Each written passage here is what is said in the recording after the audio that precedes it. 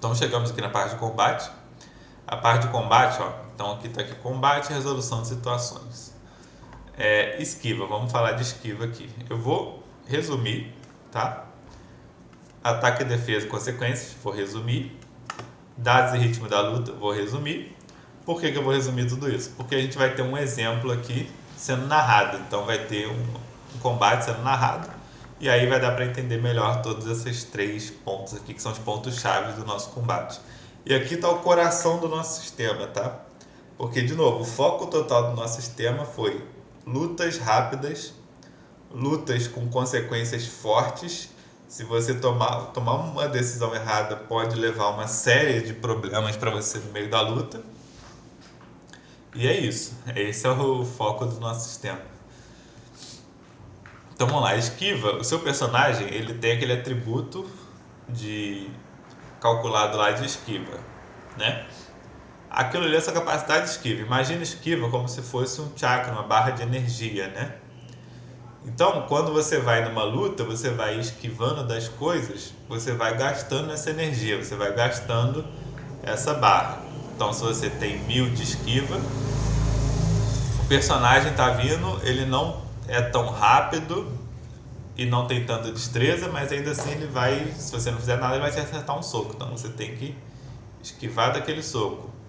Como você vai esquivar? Você vai esquivar abaixando, dando um salto para trás, fazendo algum movimento mais rápido. Isso vai definir o quanto você gastou de esquiva. Então, gastei 100 de esquiva. Então, agora eu tenho 900 de esquiva. Durante aquela luta. Acabou a luta, reseta toda a esquiva. Tem um período de descanso na luta, reseta toda a esquiva. Tá? Então, a esquiva é para ser uma sequência de movimentos. O cara fez essa ação, você esquivou e já quer fazer outra ação. Ou você esquivou, mas o cara ainda é mais rápido, ele está vindo com outra ação. Você vai dar outra esquiva. Ou você não tem. O cara é tão rápido que você não tem nem capacidade de esquivar, já tomou, já era, acabou. Então a esquiva ela vai ser usada mais ou menos dessa forma. Ataques, defesas e consequências. No mundo de Naruto, tirando o final lá, né? Nosso querido final com os aliens, todo mundo é ser humano, né? Então todo mundo é muito frágil. O que significa isso? Basicamente, qualquer jutsu pode matar, se bem aplicado, se com o dano correto. A gente tem exceções a isso. Por exemplo, o Gai usou uma cacetada de soco no Kizami e não matou. Primeiro que ele não queria matar, né? Ele falou que ele não queria matar quando ele usou o tigre branco lá com o 6º portão. Ele falou que não queria matar. Mas vamos supor que a intenção dele fosse, e mesmo assim se falasse, o Kizami não morreu. Não morreu por quê? Porque ele não estava puro. O Kizami estava usando o jutsu dele contra o jutsu do Gai. Então ali teve um embate de jutsu e o jutsu do Gai sobressaiu. O Sasuke veio com o Chidori para cima do Gaara. Se o Sasuke acerta aquele Chidori bem no coração do Gaara, na cabeça do Gaara, o Gaara morria. Porque o Sasuke chegou a quase perfurar ele com o Chidori. Perfurou o peito dele aqui quase no coração, né? Foi no ombro. Não matou o Gaara, mas perfurou. Então percebe que o Chidori do Sasuke poderia ter matado. O Kakashi, se o Kakashi toma aquele Chidori do Sasuke pequeno, ia perfurar o peito do Kakashi. Só como que a gente sabe que o Kakashi nunca ia perder pro Sasuke pequeno? Porque o Sasuke pequeno nunca ia ter um acerto, uma agilidade, uma destreza. Ele nunca ia ser rápido o suficiente, com ninjutsu suficiente para sobressair a esquiva do Kakashi. Entendeu? Mas se o Kakashi tomasse aquele dano, o Kakashi poderia morrer. Então, a gente parte do princípio que não existe defesa no Naruto. O que você tem de defesa, por exemplo, vou colocar a mão na frente, vou colocar a mão para a kunai perfurar aqui. Isso é defesa, mas é uma defesa rasa, é uma defesa que tem consequência. Então, é uma medida desesperada. O ideal é que você esquive, que você saia da frente ou coloque um jutsu na frente. Beleza? Porque senão vai ter consequência, vai ter dano. E aí os dados e o ritmo da luta. Então, no meio da luta, como eu falei, a gente tem esquiva. E aí, imagina a luta vai acontecendo. Então, o personagem foi atacar, o outro esquivou, aí atacou de novo, esquivou, aí o outro atacou, reesquivou, enfim, em algum momento alguém vai ficar sem esquiva. Aí acabou a luta, quem ficou sem esquiva perdeu? Não, não é assim. Esquiva não é o atributo principal do sistema. Porque vai acabando a esquiva, os jogadores já tá ficando uma luta grande, eles vão cansando. E aí nesse ponto existe muita questão do dado. E aí é muito um dado às vezes de sorte ou um dado de muito da situação. Por exemplo, eu já tô quase sem esquiva, não tenho esquiva suficiente, mas o personagem tá vindo uma bola de fogo grande na minha direção. Eu vou tentar pular, porque é a última coisa que me resta. Não tem mais esquiva, mas é a última coisa que me resta. Não quer dizer que você vai falar, acertou, perdeu. Joga o dado, faz um par ou ímpar, se for uma situação 50-50. Se não, usa o D10 para jogar a porcentagem lá à medida que você quer a porcentagem. Então, tem os dados no meio da luta, só que eles acontecem em pontos muito específicos. Em pontos que a resolução é muito rasa, né? Eu não tenho muita certeza do que poderia acontecer, então joga um dado. Mas ela não acontece a cada ataque. Esse é o ponto. E por isso o sistema fica mais ágil, mais rápido. Agora vamos por exemplo. Então aqui tem um exemplo de uma ficha da Maria e do João. Ótimos nomes, né? A ficha está completinha aqui. Não vou passar por ela, mas enfim, Maria e João estão aqui. E aí você pode ler o exemplo completo aqui. Mas vamos lá, vou ler por alto para a gente fazer uma luta simulada. Eles se encaram a poucos metros de distância, em terreno aberto. O clima é tenso, mas ambos estão em pleno controle físico. Então, todo mundo está show. Maria inicia o confronto lançando 3 shurikens em sequência. João vê claramente o ataque e decide não esquivar. Ele avança em linha reta para reduzir a distância e as shurikens coloca, as shurikens assim o braço na frente. As shurikens batem no braço e no ombro do João, causando 81 de dano. Por que 81? Vai lá em itens que você vai ver lá, enfim, o dano. A esquiva do João está intacta, porque ele não esquivou, ele decidiu tomar shuriken e foi para cima. Então, enquanto ele avança, ele já está como a Maria jogou, ele não só colocou o braço, mas ele correu em direção, então a ação está sendo do João, né? Então o João já vai para cima e ele quer dar um soco na Maria, né? Aí a Maria decide esquivar, então ela rola para o lado para sair da linha do golpe. Aí essa ação, naquele momento, considerou 300 pontos de esquiva. Tem uma forma, só para a gente falar como considera esquiva, como é o cálculo de esquiva. Tem jutsus que tem valor de esquiva já certo, tem ataque que tem valor certo, tem hora que você tem que supor, né? Que é só um exemplo narrativo, não é que um soco gaste 300 de esquiva.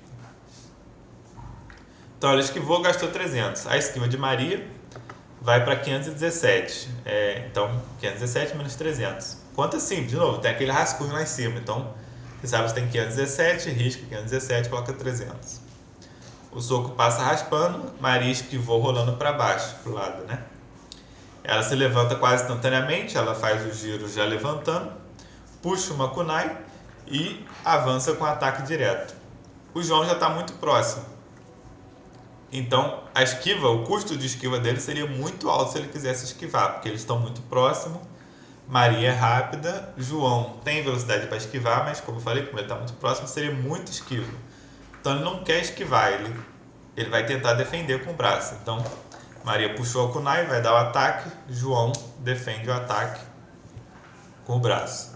A kunai causaria 200 de dano, mas como tem essa defesa, ele só tomou parte do dano, porque uma kunai no braço não vai acabar com o ninja, né? Então ele tomou 40 de dano. Beleza, aqui não, aqui tá errado. Aqui eu coloquei, mas não. Aqui tá errado.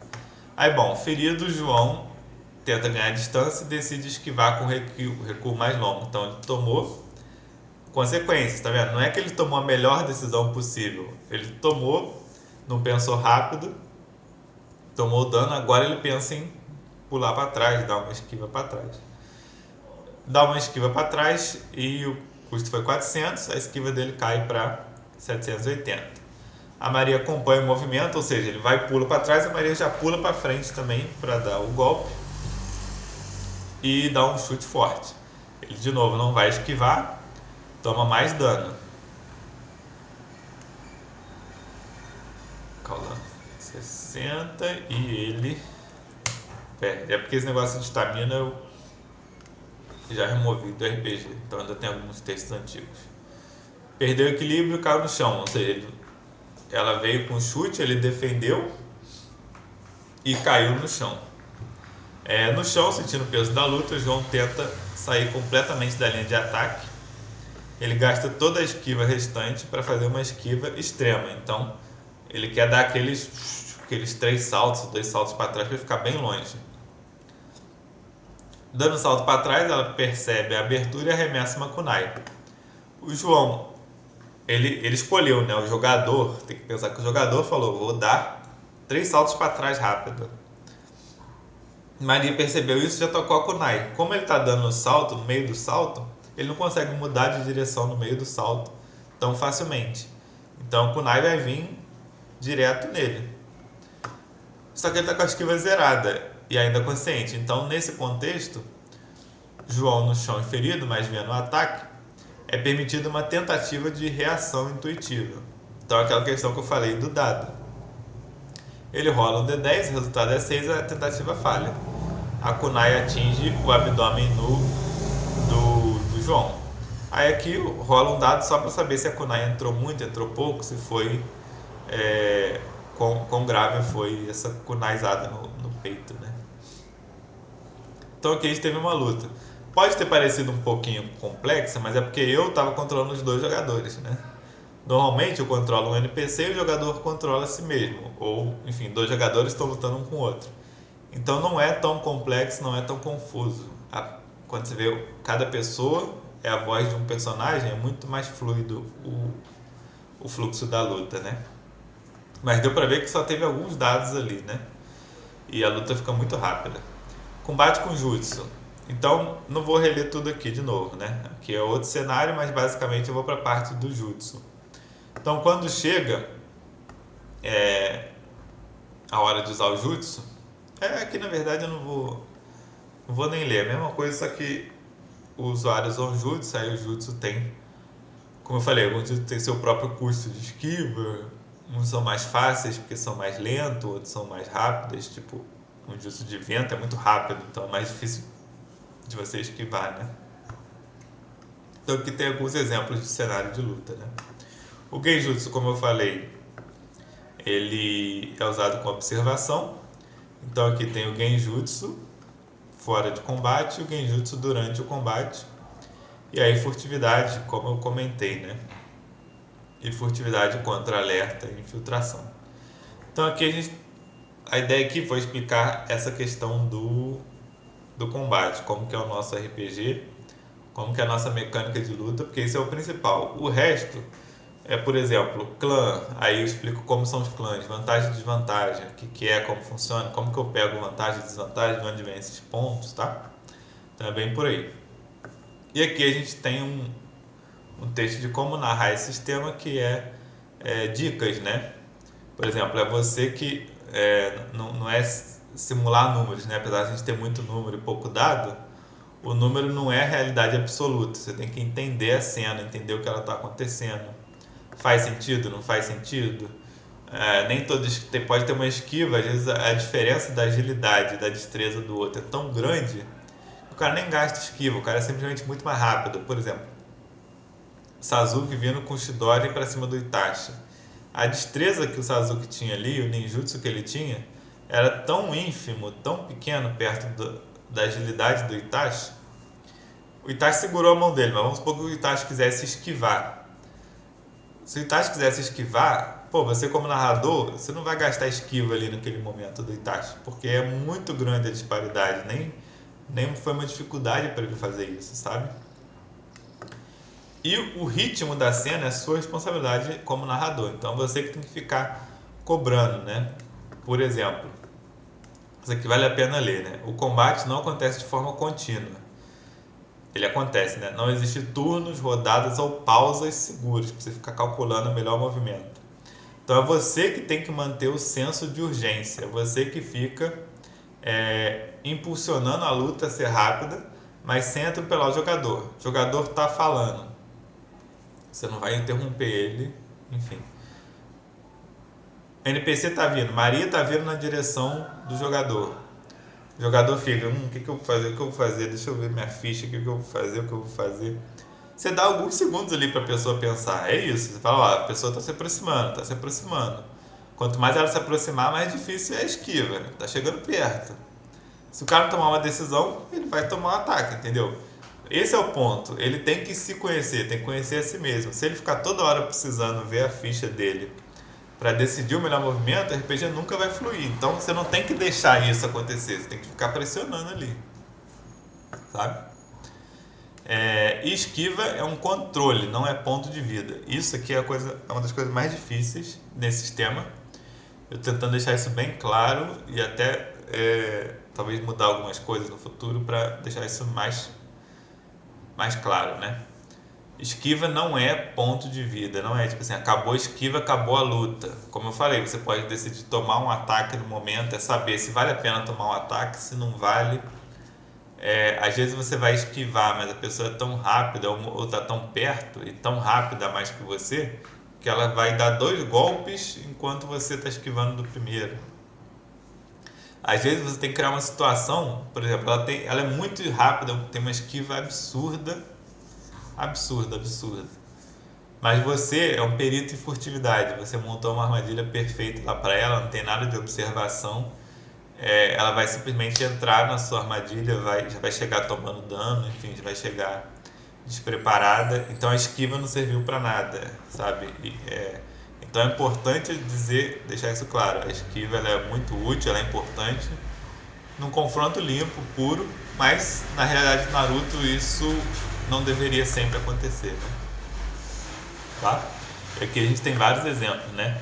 O Azuma contra o Hidan, enfim, o Hidan esquivando o Zadawara, o Azuma tentando acertar o Azuma Shikamaru. E essa questão de quando a esquiva acaba, o controle do jogador se perde. A luta não acaba, mas já começa a ter alguns dados, porque aí a luta já está cansando, eles já estão há um tempo lutando, então já é o momento ali de chegar no final. De alguma forma vai acabar aquela luta, né? E os jutsus não são só ataque. Vou usar jutsu para dar dano. Nem sempre. Às vezes você quer dar um jutsu para fazer pressão. Eu vou, por exemplo, o Sasuke que usou o Chidori String, né? Que ele chama de String. Que colocou no chão, pegou o Chidori, colocou no chão para chegar o Itachi. E aí ele forçou o Itachi a pular. Porque ele queria que o Itachi pulasse para ele acertar o Itachi no alto, para o Itachi não ter esquiva, não ter como esquivar. Então mesmo que o Itachi tenha muito mais esquiva que ele, o Itachi pulou, ele pulou junto, rápido, e não importa o quanto de esquiva o Itachi tinha, não importa o quanto de velocidade o Itachi tinha, não tinha como o Itachi fugir daquele golpe do Sasuke no alto ali, porque não adianta nada a esquiva se você está no alto, né? Então entende que esquiva não é absoluta. Jutsu não é só para dar dano, né? Você usa jutsu muito mais para criar situações. Vou construir uma bola de fogo, porque quando ele pular para o lado, ele vai, enfim, então num cenário fechado, não tem espaço no corredor, não tem espaço para ir para o lado, sabe? A ideia é que seja muito dinâmico e criativo com o jogador. E aqui é claro que era uma ilusão, né? Eu estou ilustrando o exemplo, né? Então é isso, sabe? É isso.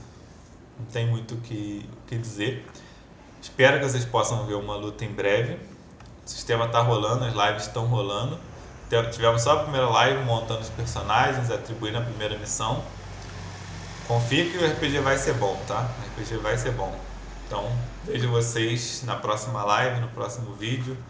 Deixa um comentário aí se tem dúvida, se está gostando, se quer que explore mais uma outra coisa. Só mandar aí o comentário, beleza? Valeu!